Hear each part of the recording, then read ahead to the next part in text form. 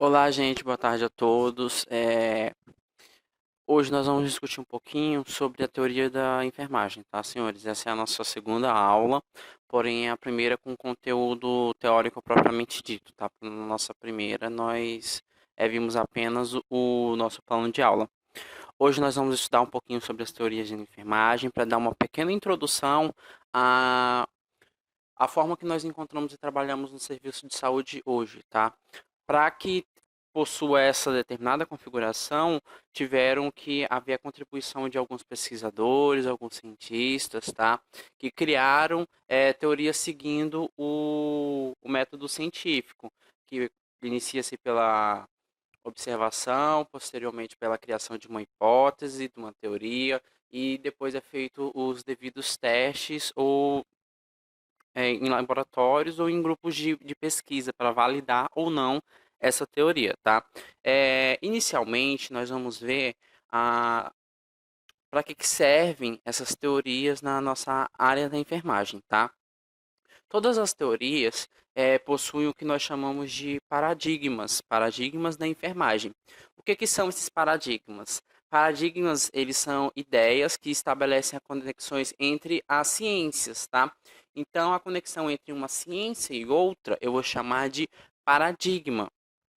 É, um exemplo clássico e bem claro, notável nos nossos dias atuais é a filosofia. A filosofia, os conhecimentos da filosofia têm a sua aplicabilidade em diversas ciências, tá? Em diversas profissões, e a enfermagem não seria diferente a isso. Então, todas as teorias é, da filosofia são aceitas e são aplicadas em outras ciências, na psicologia, na engenharia, na educação e na área da saúde também, entre outras, tá? Toda teoria de enfermagem, senhores, vai ter quatro grandes características, tá? A primeira característica se refere ao indivíduo, onde o teórico vai dizer quem é o foco da, dessa teoria, tá? Algumas teorias vão estar escrito indivíduo, outras vão estar escrito o foco. De maneira geral, o indivíduo ou o foco, ele é o centro do cuidado que você vai fornecer. Dependendo da época que o teórico viveu ou das observações feitas por ele, o foco vai ser diferente, como vocês vão ver. Em algumas teorias, o foco é o ambiente, em outras teorias, o foco é o ser humano de maneira geral, em outras teorias, o foco pode ser o paciente, já esse ser humano acometido por algum tipo de patologia. E tem teorias específicas que se referem apenas ao relacionamento interpessoal da enfermagem com o paciente e não no paciente propriamente dito, tá? Indivíduo também ele pode ser definido como os clientes individuais, né, a família e a comunidade que vão receber a nossa assistência. É comumente empregado nas literaturas atuais para que nós não denominemos os nossos pacientes como pacientes, sim, passamos a chamar ele de cliente. Por quê? Porque nós somos detentores do nosso conhecimento de saúde, adquirimos algumas práticas e oferecemos um serviço. Se nós oferecemos um serviço, que no caso seria a nossa assistência de enfermagem, eles passam a ocupar o papel de cliente e nós de prestadores de serviço, tá? No nosso caso, o prestador de serviço de saúde. Um outro paradigma discutido amplamente na enfermagem é no que se refere à saúde, tá? Existe alguns conceitos de saúde. O que nós utilizamos como regra e como base é o conceito da OMS, tá? Aqui em saúde, senhores, ela vai representar diferentes significados para cada casa de cada cliente. Se você perguntar para um adolescente o que é saúde, ele vai ter um conceito. Se você perguntar para um idoso, vai ser um conceito totalmente diferente. Além disso, dependendo do local que esse paciente possa estar internado, esse conceito também pode se diferenciar de local para local, tá? Na oncologia, saúde é poder respirar, ter o básico da fisiologia normal. Já uma pessoa que está fazendo tratamento na atenção primária, no posto de saúde, o simples fato de ter sua função fisiológica não significa que ele está que ele tem e possui essa saúde. Então, independente da gravidade da doença, do local, do profissional de saúde que prestar, e da criação, e da onde essa pessoa, quem é que são os que cercam esse determinado tipo de pessoa, o conceito de saúde também pode se diferenciar. Como eu disse para vocês, o conceito de saúde é amplamente dinâmico, ou seja, ele está em constante transformação, não é algo estático. E o nosso desafio como profissionais de saúde, senhores, é fornecer o melhor cuidado possível de acordo com o nível de saúde do nosso cliente, tá? Então, se eu tiver no posto de saúde, se eu tiver na urgência e emergência, se eu tiver na atenção secundária, no caso das unidades de pronto atendimento, as UPAs, independentemente do local que eu vou trabalhar, independentemente do meu nível de graduação, eu sempre vou tentar fornecer a minha melhor assistência. Então, indivíduo e saúde são os dois primeiros paradigmas que sempre tem nas teorias de enfermagem, tá? No total são quatro, nós discutimos os dois primeiros. O terceiro é o ambiente ou a situação. Toda teoria de enfermagem vai ter um ambiente ou uma situação que foi observada ou onde elas foram criadas, tá? O nosso foco na enfermagem, no que se refere a ambiente e situação, no conceito inicial, é definido como as condições possíveis que afetam a necessidade do ser humano. Então, eu avalio o local que esse paciente, esse nosso cliente está inserido. Dependendo do local, das condições desses locais, nós vamos saber se ele pode ou não ter algum tipo de interferência na sua saúde final. Não adianta nós prestarmos uma assistência de excelência no hospital se o local que ele está inserido é algo totalmente insalubre. Então, ele vai acabar retornando para o serviço de saúde. E essa detecção disso, nós da enfermagem que estamos sempre contato direto com o paciente, vocês, futuros técnicos em enfermagem que estão à beira-leito prestando assistência direta a ele, são os primeiros a fazer essa identificação. Logicamente que nós não vamos conseguir mudar esse ambiente, porém nós podemos fazer a parte de educação e saúde, ver o que dá para modificar nesse ambiente, ensinar isso pro nosso cliente. E se for algo muito extremo, nós podemos nos reportar ao serviço social do hospital, tá? Além disso, nessa parte de ambiente e situação, todas as interações entre o local que ele está inserido e o ambiente é estudada. Fatores presentes no lar, na escola, no local de trabalho e na comunidade também são levadas em consideração nessas teorias de enfermagem, tá? E por último, é o que nós chamamos de enfermagem, o último paradigma, que seria basicamente qual a aplicabilidade dessa teoria na nossa área da enfermagem nos nossos dias atuais, tá? De uma maneira geral, juntando todas as teorias, formulou-se que a enfermagem ele vai ser responsável pelo diagnóstico, pelo tratamento das respostas humanas e pelos problemas de saúde. Tudo isso vai ser função da enfermagem fazer a avaliação e prestar assistência direta a todas essas situações, tá? Esses são os quatro paradigmas estudados nas teorias de enfermagem. Quando nós formos estudar elas individualmente, mais para frente, nos próximos slides, vocês vão verificar que todas elas terão indivíduo, saúde, ambiente ou situação e a sua aplicabilidade na enfermagem. Mas antes de iniciar elas propriamente dita, as teorias de enfermagem, nós temos que entender de maneira genérica o que seriam teorias de maneira geral. A palavra teoria, senhores, é de origem grega, que significa visão, tá? Constitui uma forma sistemática de descrever e olhar o mundo para descrevê-lo e explicar também, podendo promovê-lo ou controlá-lo, tá? Tudo isso a gente consegue fazer com essa visão sistemática, que geralmente é protocolada. Nós temos, sim, mecanismos de estudos, tabulação de dados, e todos esses estudos são feitos em ambientes controlados, feitas as observações, são feitos os experimentos, tá?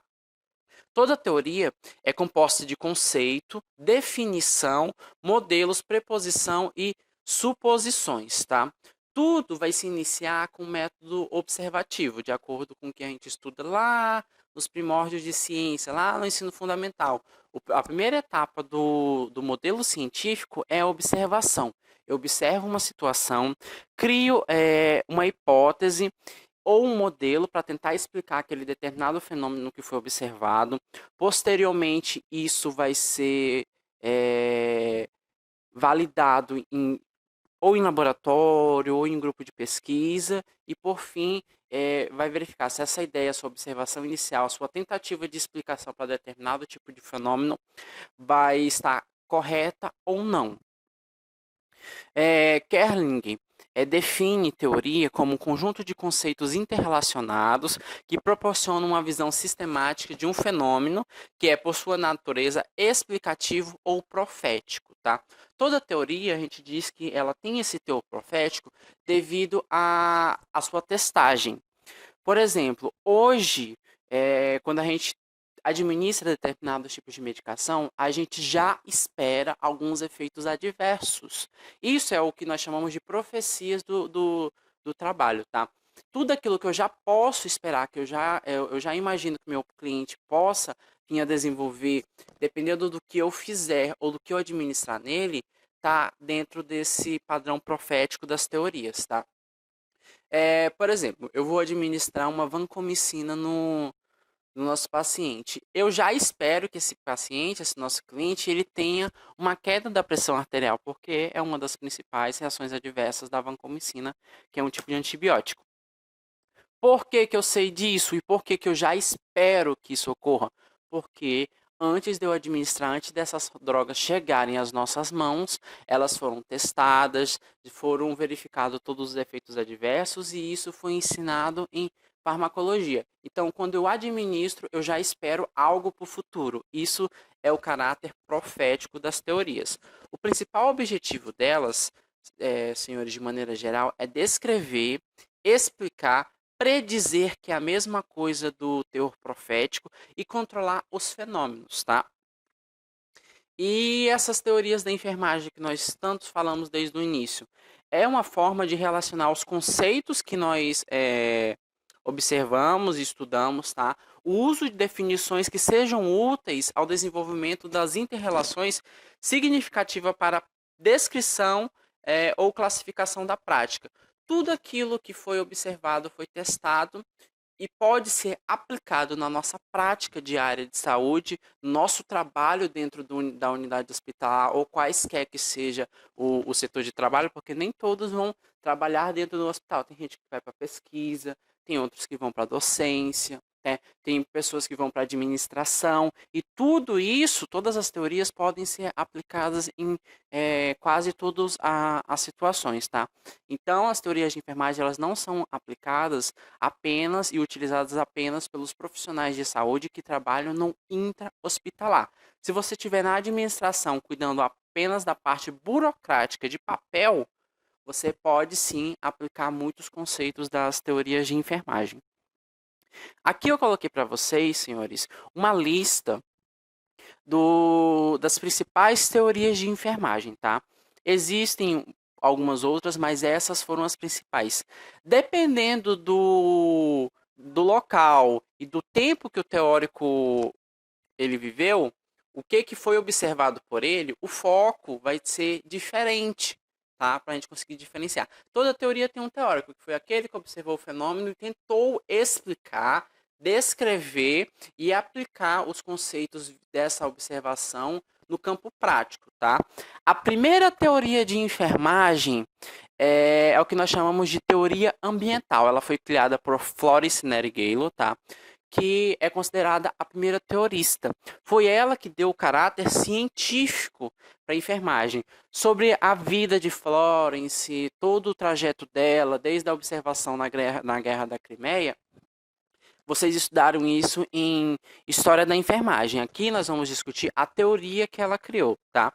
Florence Nightingale é considerada a nossa patrona, ou seja, a representante máxima da enfermagem. Nós utilizamos ela como exemplo até hoje, senhores. Há mais de 100 anos da morte dela, nós ainda utilizamos os conhecimentos, a observação e as teorias criadas por ela, tá? Além disso, ela focou bastante no ramo da estatística. Então, além de enfermeira, ela é considerada mãe da estatística moderna. É, o local, como vocês já estudaram, a situação que foi observada foi um ambiente de guerra, no caso, a Guerra da Crimeia. Daí nós vamos estudar um pouquinho mais para frente o que concerne a teoria ambiental de Florence Nightingale.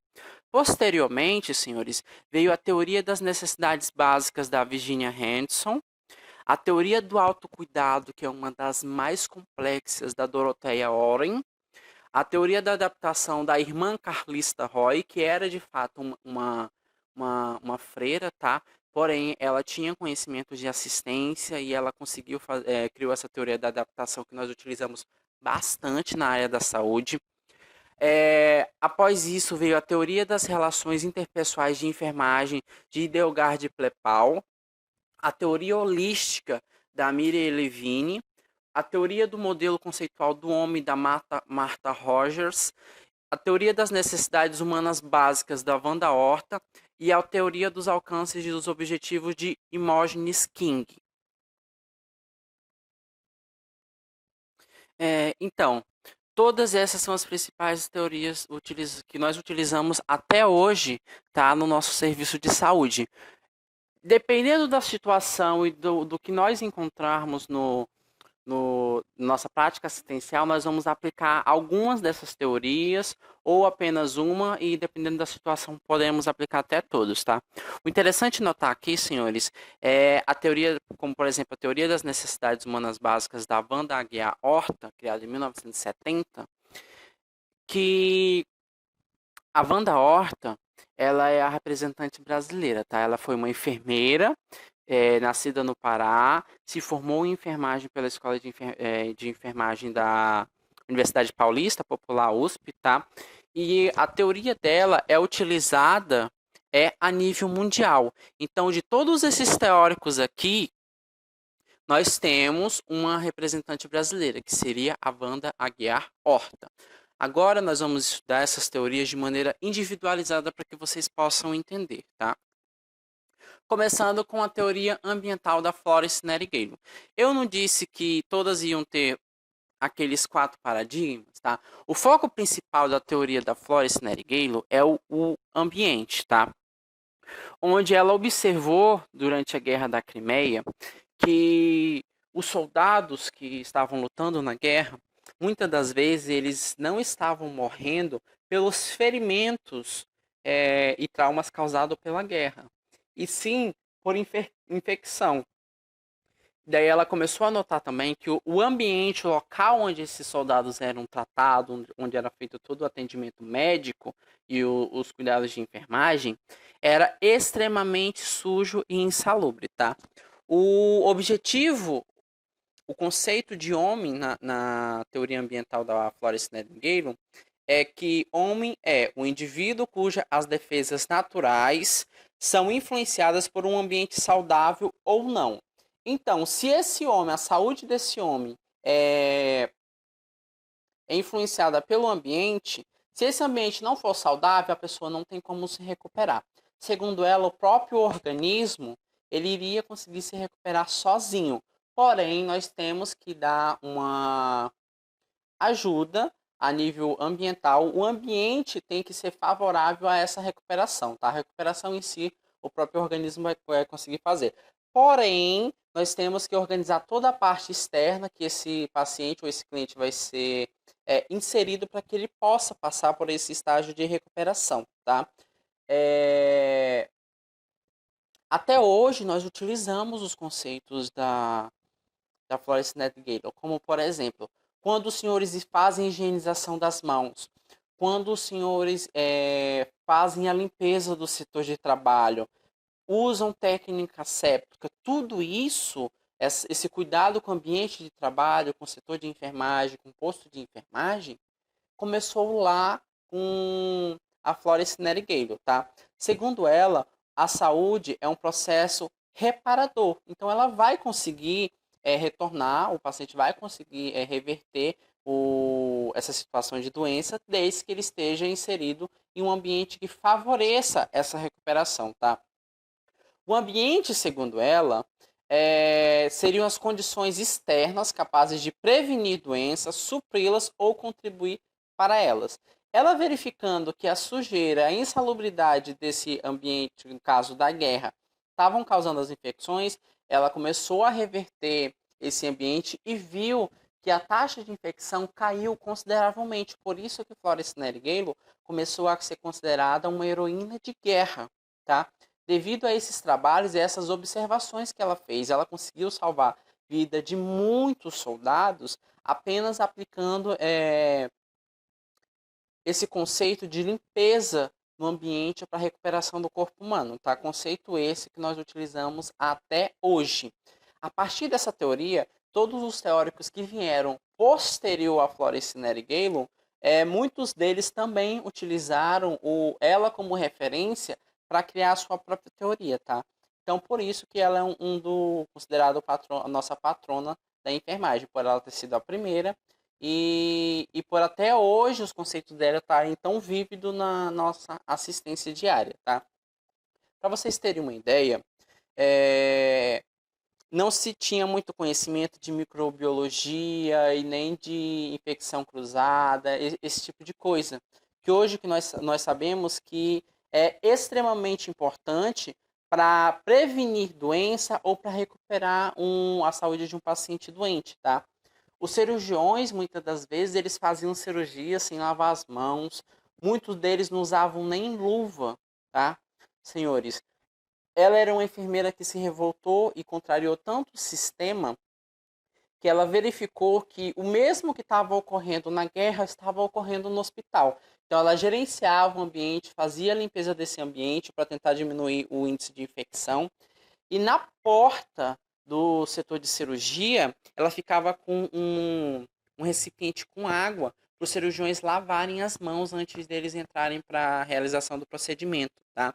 Quase todos eram relutantes, falando que não tinham tempo, que era desnecessário, porém, pois ela ficar bem na porta de entrada, era meio que inevitável que eles fizessem isso. E ela observou que fazendo isso, o índice de infecção das feridas operatórias também diminuiu. O conceito esse que nós utilizamos até hoje.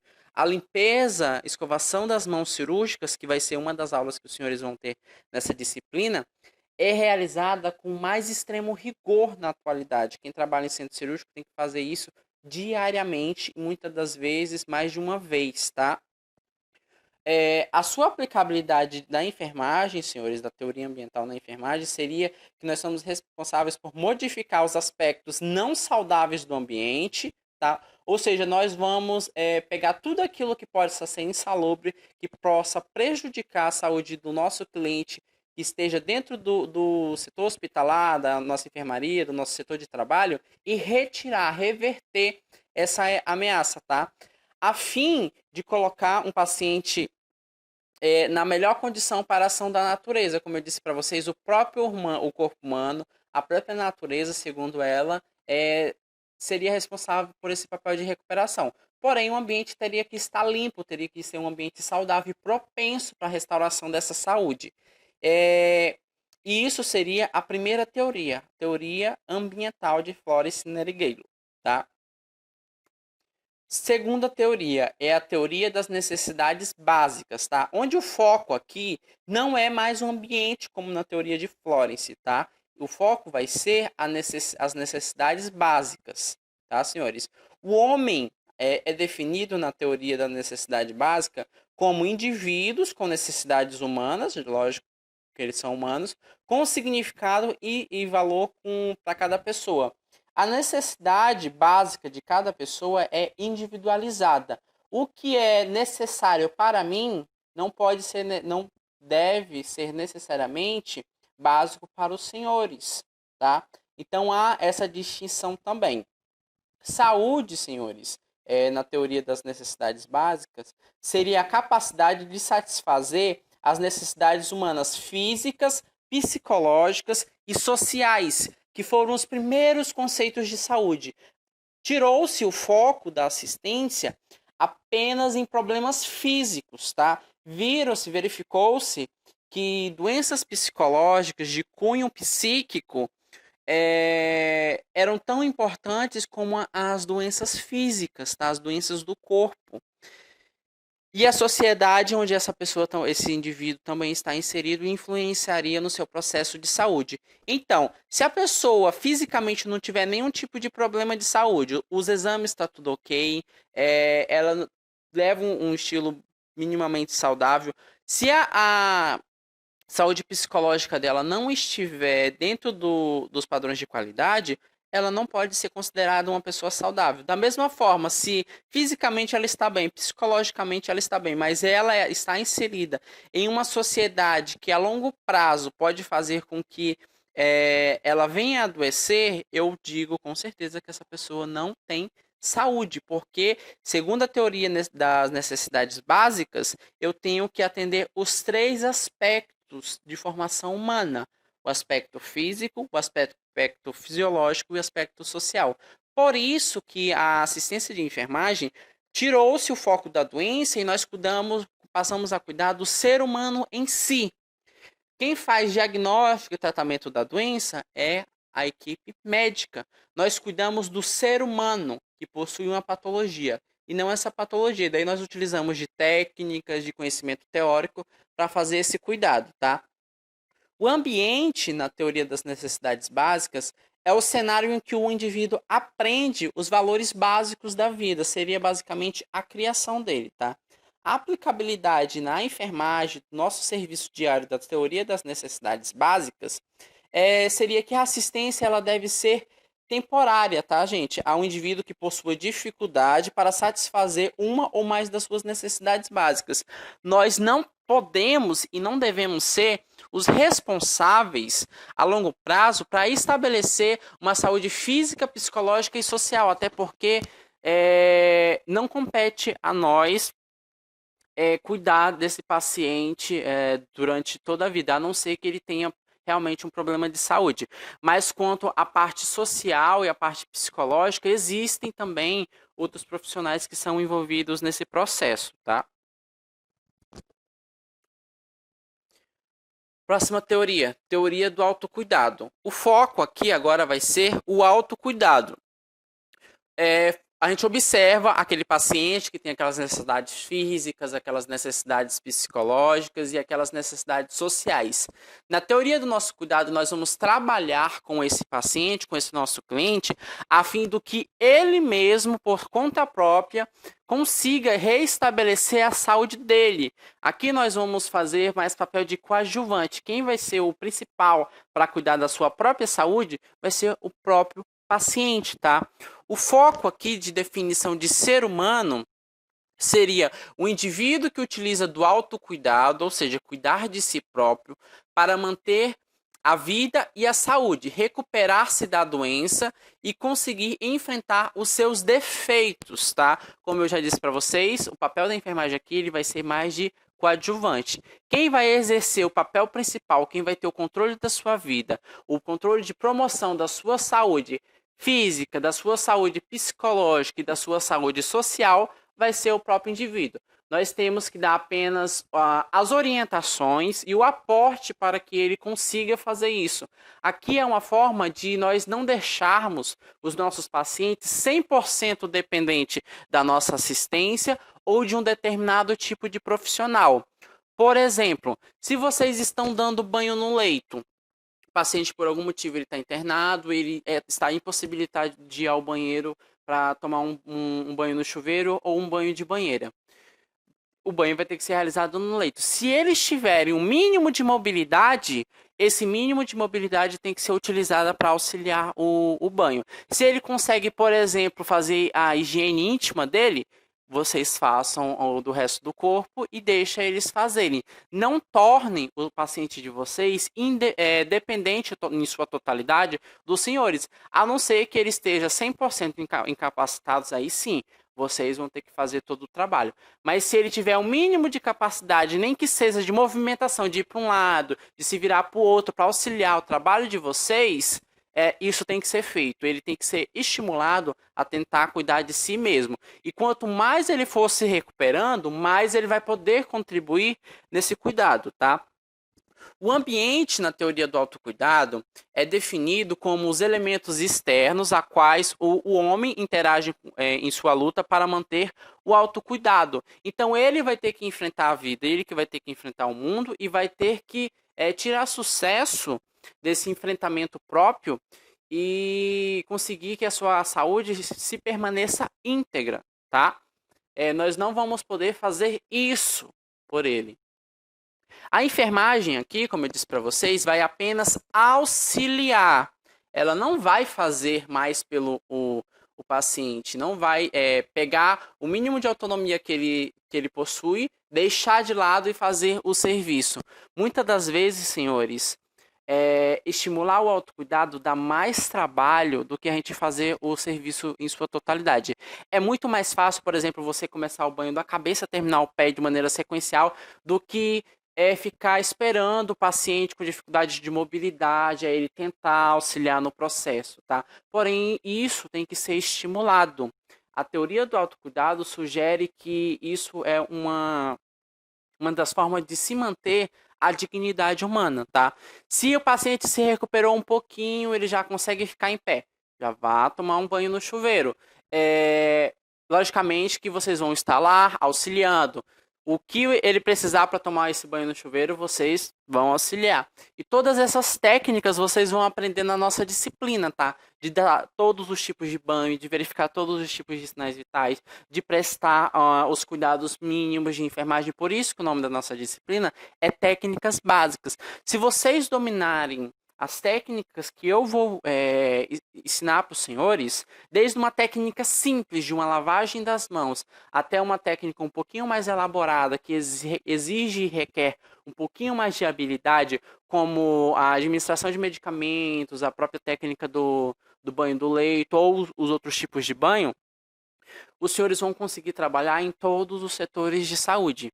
Existem alguns setores de saúde que vai precisar ou vão requerer que vocês possuam uma formação complementar, ou um curso de extensão, ou uma pós-graduação propriamente dita. Porém, senhores, técnica básica vai ter em todos os setores. Se vocês dominarem o básico, vocês vão ser excelentes técnicos de enfermagem. E esse básico, essas técnicas, todas têm que ser baseadas na literatura, tá? Então, nós vamos ver toda a parte teórica, eu vou mostrar para vocês o que tem na literatura sobre determinado procedimento, explicar esse procedimento para vocês.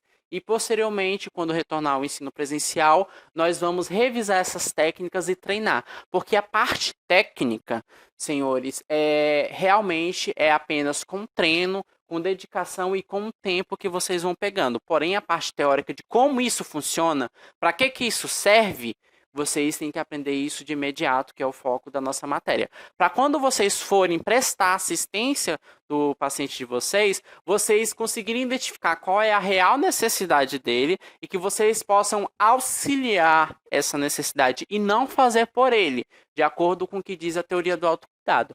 Então, o que foi descrito por um teórico há muitos anos atrás, há décadas atrás, nós utilizamos até hoje no serviço de enfermagem, tá? Próxima teoria é a teoria da adaptação. O foco aqui, senhores, vai ser o homem, mas com um vínculo um pouquinho mais diferenciado. Um homem em adaptação. O ser humano está em constante adaptação. Diariamente, nós nos adaptamos a alguns tipos de adversidade. O nosso formato de aula é isso. Nós tivemos uma adversidade, estamos tentando superar o problema e nós nos adaptamos em uma nova metodologia, numa nova forma de ensino e estamos conseguindo superar isso a médio prazo, tá? Posteriormente, acredito que todos estão torcendo para que volte o sistema anterior. Porém, nesse primeiro momento, nós estamos todos tendo que nos adaptar. O homem aqui, de acordo com a teoria da adaptação, senhores, ele é um ser social, ou seja, um ser que vive em sociedade, é um ser mental que possui uma saúde psíquica, é um ser espiritual que tem necessidades espirituais e um ser físico que pode sim ser acometido com doenças que interfiram nas suas capacidades fisiológico, funcionamento normal, a parte orgânica do seu corpo, que pode ser afetado por estímulos do meio ambiente interno, que seria de si mesmo, ou externo. Uma das coisas interessantes que foi inserida na teoria da adaptação, que nós não tivemos, por exemplo, na teoria das necessidades básicas, porque lá era apenas caráter físico, psicológico e social. Aqui foi inserido a parte de espiritualidade, tá? Existem muitas pesquisas publicadas em bases de dados internacionais, em artigos científicos, alguns livros também publicados, da importância e da necessidade que as pessoas têm em ter algum tipo de crença espiritual. E cabe a nós respeitar essas crenças, independentemente do que cada um acredita, e tentar promover essa religiosidade, essa saúde espiritual do nosso paciente, tá? Eu gosto de dar um dos exemplos da época que eu era acadêmico, tá? Acredito que todos tenham visto, quem já ficou internado ou já foi se consultar em algum tipo de unidade hospitalar, que sempre tem o representante de algumas igrejas fazendo toda a pregação deles, o culto deles, no próprio hospital. Geralmente eles ficam no hall de entrada dos hospitais. E o pastor fica lá pregando, gritando, fazendo, de acordo com cada religião, né? E posteriormente alguns vão para os leitos, fazem orações para os pacientes, fazem pregação para os pacientes. Isso, senhores, é garantido por lei. Esse direito religioso é garantido por lei. Porém, não pode ser infringido e nem atacado os que não acreditam. Lá está o pastor, mas tem católicos, tem umbandistas, tem ateus. Então, essas pessoas elas não podem ficar ofendidas com aquilo. Então, vocês não podem deixar, por exemplo, que um pastor desse ele ofenda ou agrida o credo do outro, tá? Por mais que vocês concordem, que vocês sigam a mesma religião de quem está pregando lá. Não importa aqui o que cada um acredita, importa apenas o que o paciente acredita. E por lei, nós também temos que ofertar esse ensino, essa renovação da saúde espiritual. Quando eu era aluno, eu sempre verificava esse pessoal fazendo o culto deles, as pregações deles no hall do hospital. E uma das minhas primeiras pacientes, ela era testemunha de Jeová. Então, ela era cristã, possuía uma fé cristã. Porém, ela não acreditava em ensinamentos que eram pregados. Então, eu, como futuro enfermeiro, e vocês vão ter que fazer a mesma coisa, fui tentar estudar o que eles acreditavam, o que eles não acreditavam, para dar o suporte religioso para essa paciente. Daí depois eu vi que eles têm um método diferenciado de estudo bíblico, que cada um tem o seu próprio que conduz esse estudo, tá? O representante da igreja que conduz esse estudo. E eu disse para ela que, por lei, ela tinha o direito do aporte religioso e que ela podia chamar uma instrutora dela para fazer o estudo, ao invés de ficar ouvindo o culto dos pregadores, dos pastores que estavam na enfermaria, tá? Então, se vocês cuidarem, por exemplo, de um bandista, por mais que vocês não concordem com o crédulo da Umbanda, que vocês não concordem com o que eles pensam, com o que eles acreditam, como eu já disse, não importa o que vocês acreditam, e sim o que o paciente acredita. Não vão colocar um pastor para pregar para ele. Providenciem um pai e uma mãe de santo. Logicamente que nós temos muitas atribuições. Muitas das vezes nós não vamos conseguir atender esse tipo de necessidade. Então você pode falar diretamente com o paciente ou com o setor de serviço social, que eles fazem esse gerenciamento. Mas por lei, esses pacientes eles têm esse direito. Da mesma coisa se vocês forem cuidar de pacientes ateus que acreditam apenas na ciência, no raciocínio lógico, tá? Então, excluem eles dessa parte religiosa. Eles não são obrigados a acreditarem porque vocês acreditam. Se vocês se simpatizam com quem está pregando, aí é uma opinião individual sua. Dele, ele não tem absolutamente nada a ver, tá? Então, nós vamos ter sim que cuidar da inserção social desse paciente, verificar se ele está inserido numa família problemática, se ele sofre algum tipo de preconceito, que pode atingir ou não a saúde mental dele ou a saúde espiritual, tá? E o físico, logicamente, porque se ele está no hospital é porque muito provavelmente ele está com algum acometimento físico, alguma patologia. E isso vocês aprendem durante todo o curso a cuidar de patologias, tá? Tanto patologia de ordem física, no caso das disciplinas de anatomia, disciplina de clínica médica, de todas as especialidades, saúde da mulher, saúde da criança, saúde do idoso, tá? E as patologias de ordem mental, no caso de psicologia aplicada à enfermagem e saúde mental. Então, os senhores, ao final da formação de vocês, estão aptos, sim, a cuidar do ser humano em sua integralidade, em todos os seus aspectos, tá? Próxima teoria. Teoria da relação interpessoal. Aqui, senhores, o foco é a relação interpessoal do enfermeiro e do nosso paciente, tá? Enfermeiro aqui que nós dizemos é a enfermagem de uma maneira geral, propriamente dita.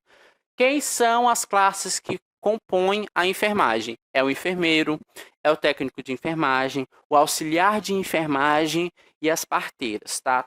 Essas quatro profissões, essas quatro categorias, elas compõem a classe da enfermagem. A teoria das relações interpessoais vai ver a relação entre um técnico com um paciente, um enfermeiro com um paciente. Então, aqui vai ser excluído as necessidades humanas básicas dele, vai ser excluído o ambiente, vai ser excluído a parte de saúde física, de saúde mental, de saúde social e de saúde religiosa, tá? Porque já houveram outros teóricos que estudaram isso. Então, a teorista das relações interpessoais só quer ver como que se comporta, como que é esse diálogo entre algum profissional da enfermagem com o paciente. Esses outros aspectos já foram estudados por outros teoristas. O homem aqui, na teoria das relações interpessoais, é classificado como um indivíduo que luta para reduzir a tensão gerada pelas suas necessidades. Então, muitas das vezes os pacientes estão internados, porém eles estão com preocupações do mundo externo que podem comprometer e muito a sua melhora final. E nós temos que ter a sensibilidade de ao menos conversar com os nossos pacientes e tentar solucionar um problema. Muitas das vezes são coisas simples, senhores, que fazem total diferença no tratamento, tá? Vocês vão ter que ver aqui muito mais e muito além do que a doença. Utilizem todas as técnicas de humanização e possíveis, tá? Que vocês sejam, tenham empatia, sejam seres humanos. Aquela máxima, aquela frase clichê que todo o curso da saúde, independentemente de ser superior ou técnico, utiliza nas graduações. Eu não lembro qual é o nome do médico, mas eu lembro que era um médico que diz que nós devemos dominar todas as teorias, dominar todas as técnicas, mas ao tocar uma alma humana, temos que ser apenas outra alma humana, tá? Então utilizem esse lado humanístico de vocês. Nós podemos reverter muitas situações e muitas crises dos nossos pacientes nos hospitais apenas utilizando essa parte de humanização dos nossos pacientes. Um exemplo clássico que ocorreu há um tempo atrás, senhores, era que eu presenciei.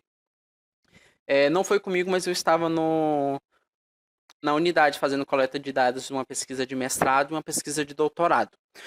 Tinha um senhor que ele estava internado há aproximadamente 20 dias. Era um senhor do interior de Feijó, tá? Toda técnica de enfermagem que ia fazer algum procedimento com ele, ou fazer medicação, dar um banho, saía revoltada no quarto porque ele era extremamente arrogante, extremamente grosso, maltratava as meninas, xingava todas elas e às vezes com uns palavrões bem fortes, tá? E a enfermeira do setor foi tentar entender o porquê que ele era assim, o que tinha acontecido, o porquê de tanta agressividade. Daí ela revisou todo o prontuário dele, eu ajudei ela a revisar, falei de todas as informações, qual era o tipo de doença que ele tinha, quanto tempo que ele estava internado, da onde que ele era. Daí nós verificamos que ele era de Feijó. E ela também era de Feijó. E ela era filha de uma figura bem conhecida da cidade. Daí ela chegou no quarto desse paciente, ele já estava armado, né? Armado assim com palavras, já para destratar ela.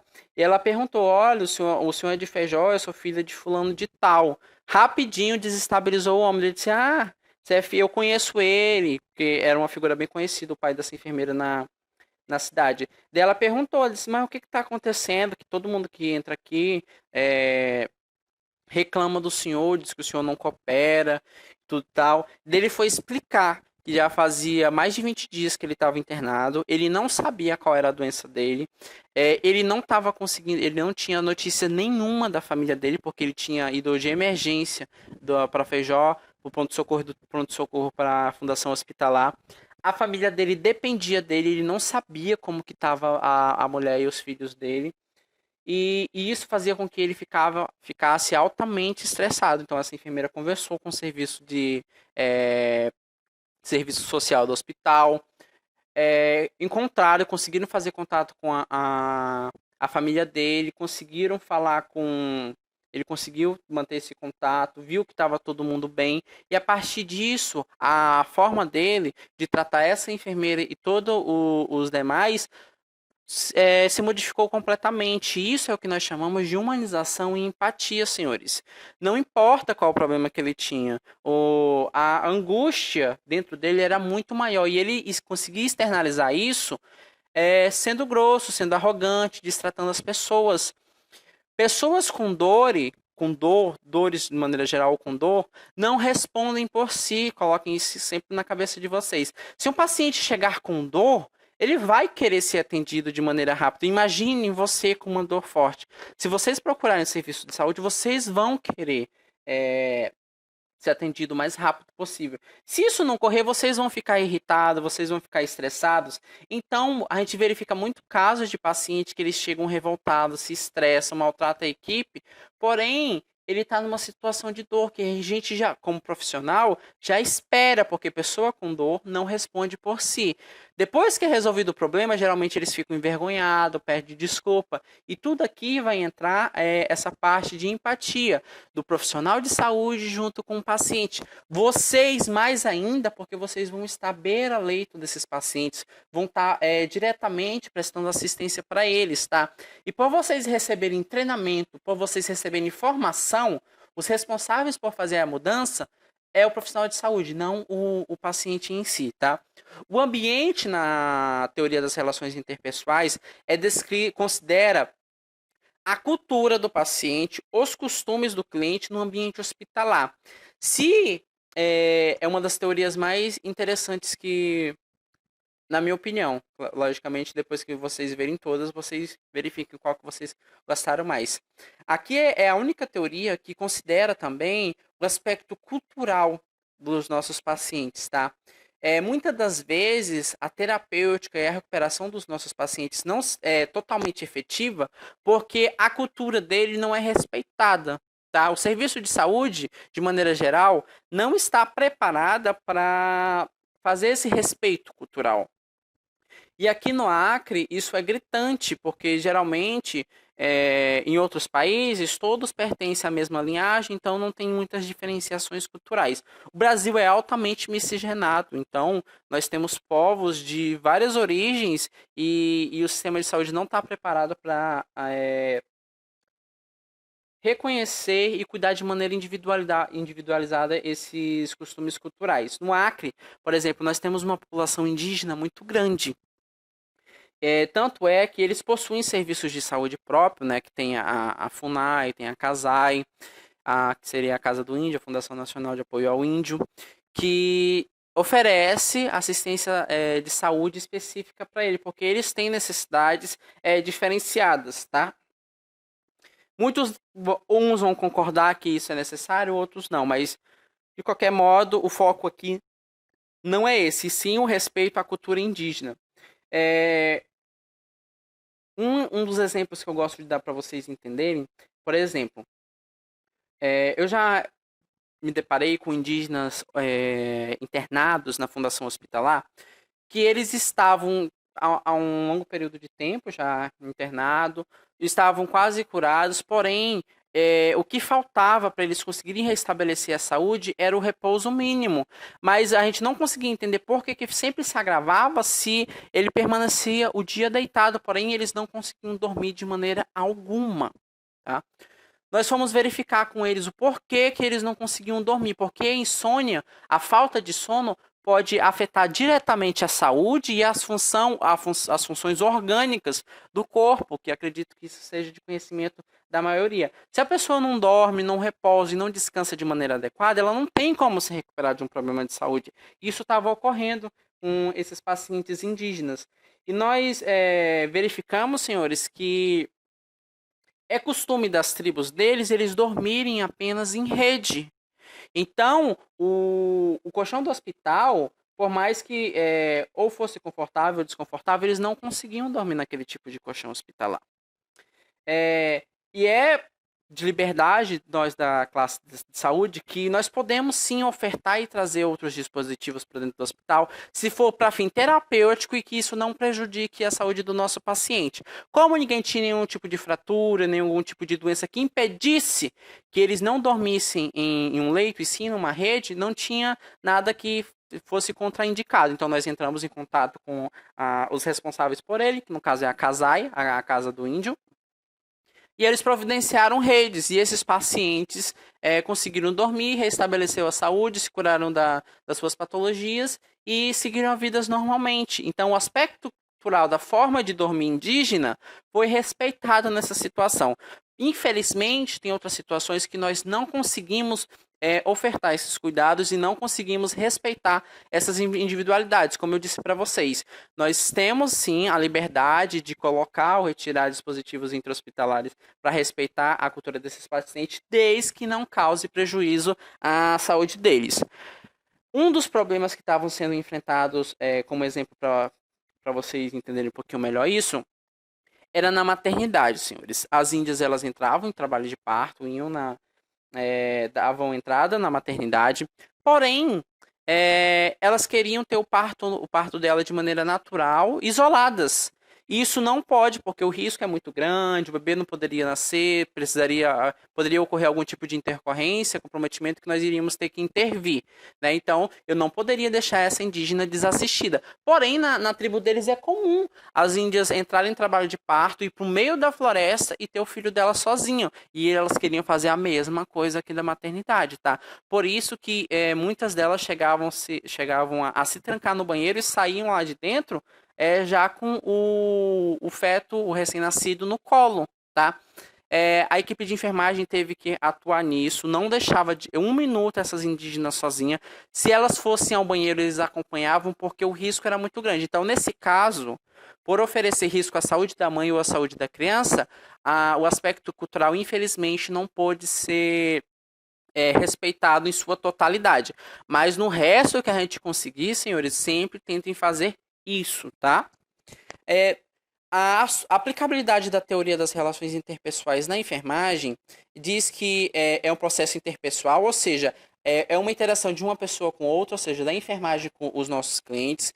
Tem um significado terapêutico, tá? Onde o enfermeiro ou toda a enfermagem em si, o técnico de enfermagem, o auxiliar de enfermagem, a parteira, é capaz de reconhecer todas as necessidades dos nossos pacientes e ajudar o nosso cliente a reagir a elas, tá? Então, quem faz a identificação do que ele precisa e tenta ofertar ou suprir essa necessidade, somos nós da enfermagem, senhores.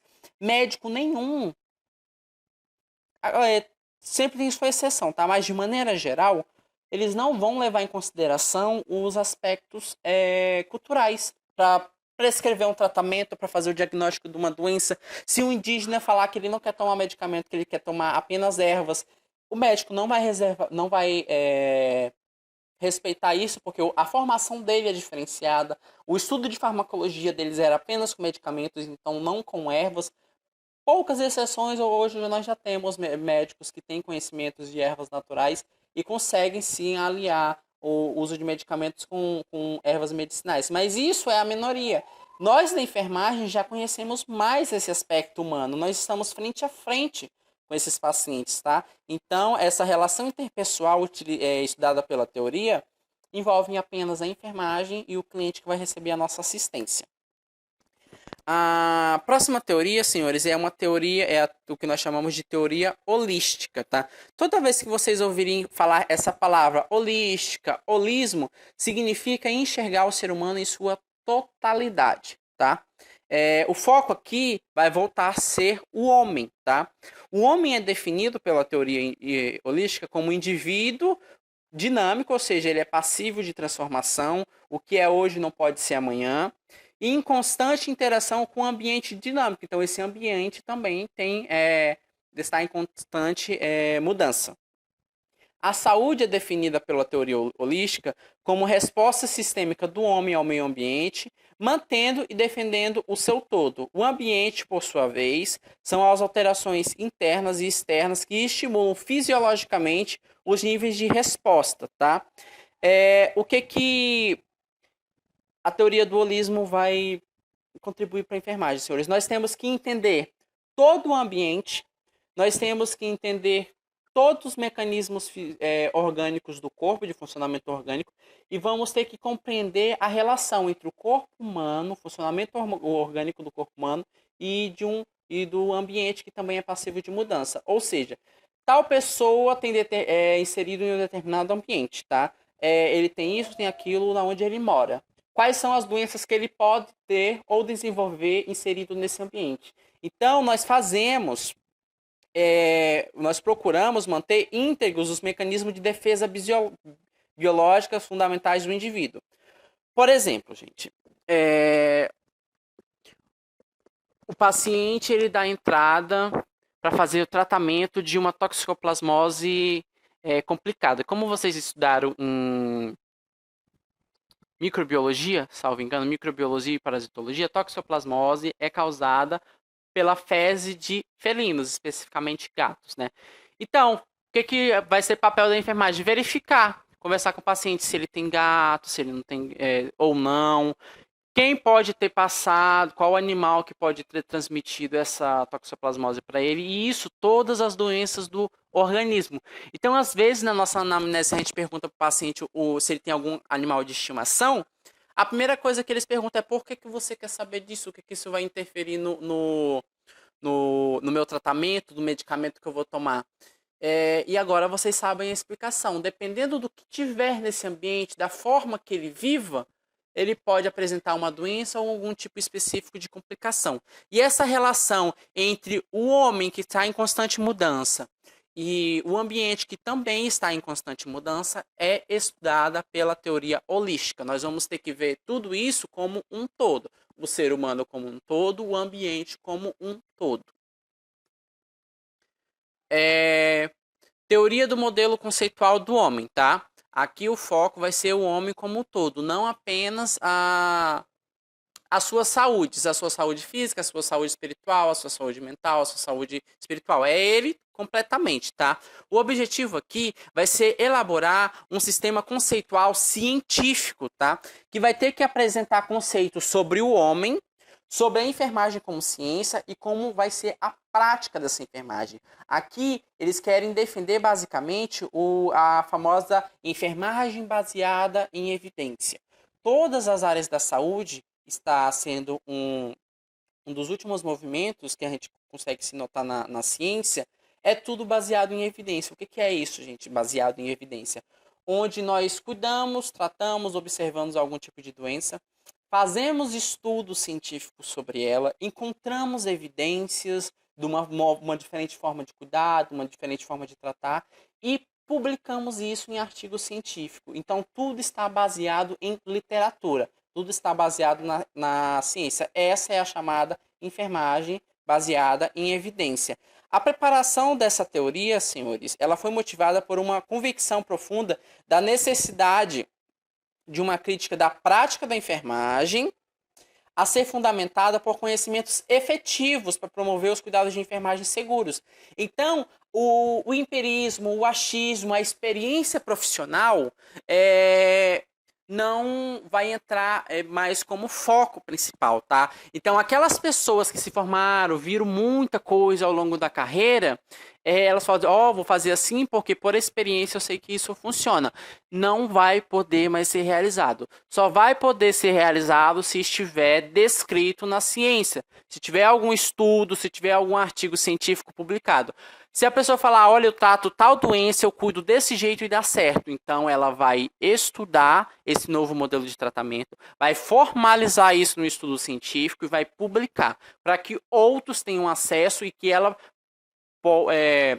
tenha a chance de validar esse novo modelo de cuidado dela, tá? Então aqui a enfermagem ganhou um aspecto de científico ainda mais rigoroso. E nós temos a última teoria, que é a teoria das necessidades humanas básicas, que de maneira geral junta todas as anteriores a uma só, tá? O foco aqui vai ser o homem, vai ter como principal fundamentação a teoria da motivação e vai ter uma hierarquia das necessidades humanas básicas, tá? Existe uma coisa chamada pirâmide de Maslow, tá? É uma pirâmide dividida em base e ápice, que acredito que vocês também já estudaram isso, onde é definido a hierarquia do que nós precisamos. Na base vai ter todas as necessidades fisiológicas, daí eles vão subindo. Além da necessidade fisiológica, o que a gente precisa para ter saúde? Daí ele colocou mais um degrau na pirâmide. Além disso, o que eu vou precisar? E verificado todo isso do homem. Eu vou pesquisar aqui a pirâmide para mostrar para os senhores. Só um minutinho.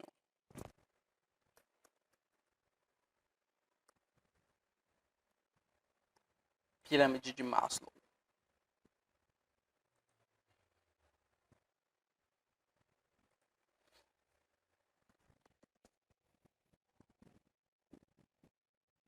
Então, aqui, senhores, foi feita uma hierarquia do que é mais importante para sobreviver até. Nós vamos precisar de tudo para ser plenamente saudável, nós vamos precisar da pirâmide toda.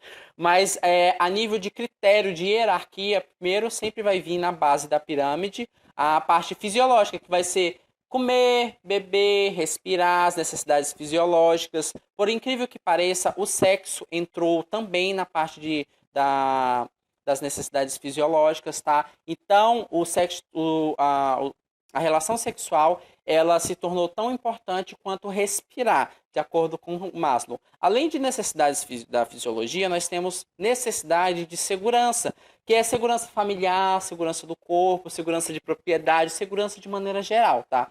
Então, não adianta eu estar bem na parte orgânica do meu corpo se eu estou inserido em uma família problemática, se eu estou inserido numa sociedade problemática, tá? Então eu tenho que ter essa segurança também para me ser saudável.